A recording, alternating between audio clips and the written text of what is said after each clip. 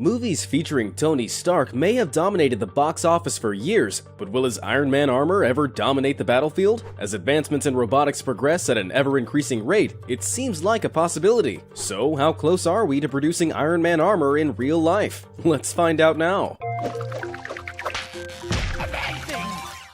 Creating human-like automatons captured the imagination of inventors as far back as 1868, with patents filed for the Steam Man. It was a human-shaped, steam-powered machine designed to pull carts. The Steam Man is a far cry from an Iron Man suit, but Tony Stark, at an estimated net worth of $12.4 billion, has more resources and knowledge than the Steam Man's inventor could ever dream about. Fast forward to modern times, and military engineers like Lockheed Martin have started to create rudimentary versions of Iron Man's suit called exoskeletons. Lockheed Martin joined forces with the US military to test out a lower-body armorless exoskeleton called the Onyx. It helps troops walk farther by reducing the loads on their back. The Onyx still has to undergo some rigorous testing, but preliminary results show that the device effectively reduces strain on troops. Exoskeletons aren't only used by the military either. The Rewalk is an exoskeleton that enables paraplegics to walk, like James Rhodes uses at the end of Captain America's Civil War. But unless you have Tony Stark as your friend,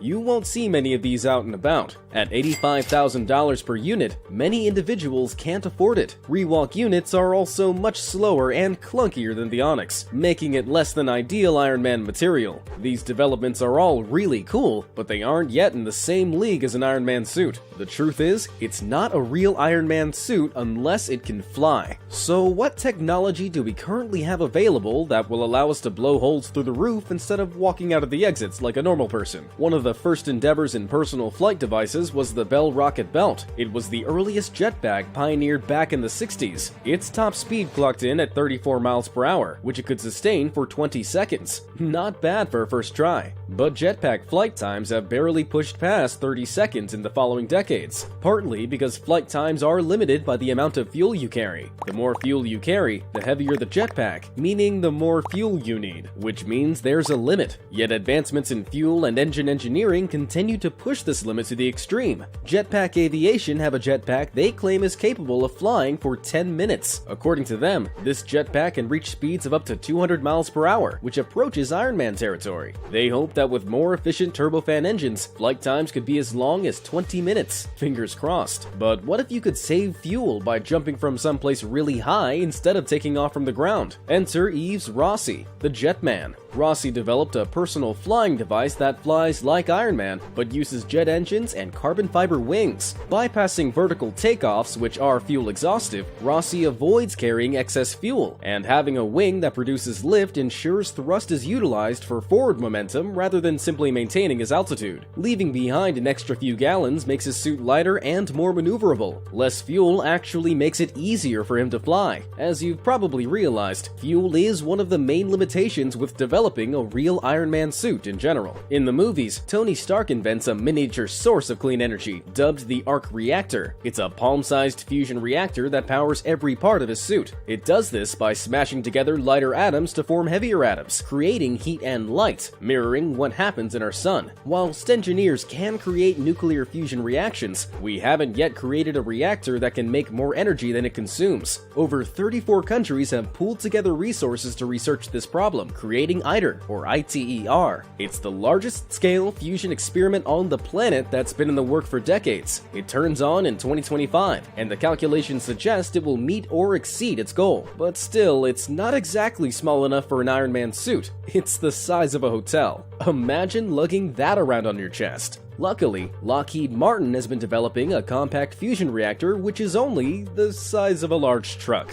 They claim its energy output would be able to power up a few city blocks, but since a functional prototype is about 5 to 10 years away, let alone one that fits into a small suit, a suitable power source remains a concern. But size isn't the only issue. With nuclear fusion out of the running as a power source, let's break down the viability of other fuel sources. The power level of Iron Man's suit is between 1 and 16 million horsepower. That's the equivalent power output of 2,000 to 35,000 Corvettes. Imagine that amount of energy coming out of something 3 inches across. The waste energy as heat would burn a hole straight through you. Overheating would be a huge issue. And as of yet, we've yet to find or create a material capable of staying as impact resistant as Iron Man's suit at extremely high temperatures. So we might not be able to wear an Iron Man suit, but that doesn't mean we can't produce something similar. In Iron Man 3, Tony invented an Iron Man suit that could be operated by remote control. This drone-like design is surprisingly feasible. Removing the human pilot from the suit would decrease the amount of weight and hence power consumption the suit needs to carry. And with no pilot inside, you wouldn't have to worry about it overheating or being shot out of the sky in battle. I know, we all really want to fly for real, but with advanced simulators and computer brain interfaces, you'd think you're really soaring through the skies whilst controlling something that does. Scientists have already started to pioneer technology like this. In 2016, human test subjects were able to control robotic prosthetic hands using mental commands. Even more impressively, some were able to experience the sense of touch with 100% accuracy through the prosthetic's electronic sensors. Of course, this technology is still in its infancy, but in a few decades, who knows where this technology could lead? But let's focus on the present. Can we create a viable alternative to the Iron Man armor now that functions like the Iron Man suit with flight and firepower included?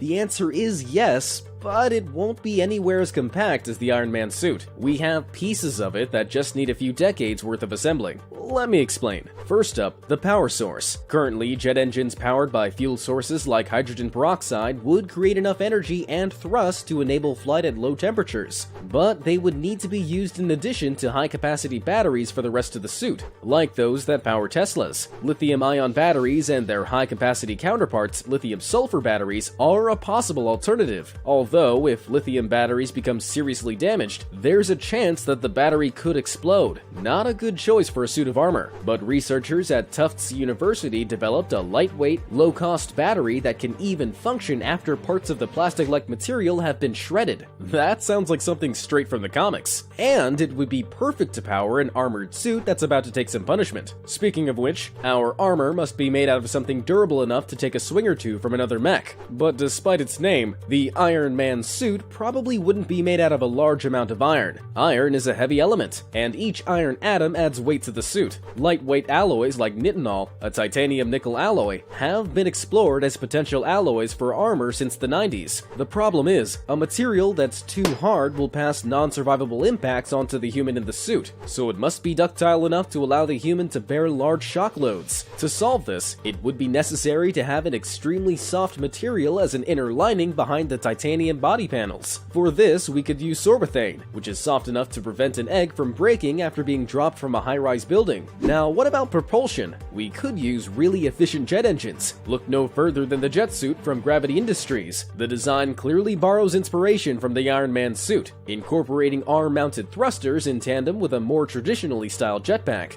This is as close as it gets to Iron Man-like flight. However, it's quite tricky to fly, so using a jetpack like the one by Jetpack Aviation might be safer and easier to control. Speaking of control, you'll need a heads-up display. The display inside Tony's helmet are state-of-the-art, and we have technology like this too. The previously mentioned jet suit comes with a heads-up display, or HUD, in every unit to monitor fuel and flight time. Now, firepower for when you need to blast some drones out of the sky. You could always go for more traditional firearms like War Machine, but the closest we have to Stark's hand-mounted blasts is a prototype laser turret designed by the US Air Force to shoot down missiles and drones. Right now, these laser systems are too big to carry on a suit, but maybe one day they'll look just like the ones Iron Man has. So here's what I propose. Get an awesome cosplay designer to mash their creativity together with a genius engineer to create a flying version of the Amp suit from Avatar. Something slightly larger than this amazing Hulkbuster cosplay armor created by Dre Shinhu, or this amazing Iron Man suit from Wayne Barenthuisen, which is complete with hand-jet repulsors and moving headgear. To fit all the weaponry and jet engines inside, the human could be located in the center. In fact, we're already experimenting with this idea. The Method 2 is the world's first manned bipedal robot. The Method 2 mimics the movements of the driver down to their fingers, and the robot's creator, Yang Jin-ho, is a real-life Tony Stark. He spent $200 million of his own money to finance the research to build Method 2, which costs roughly $8.3 million.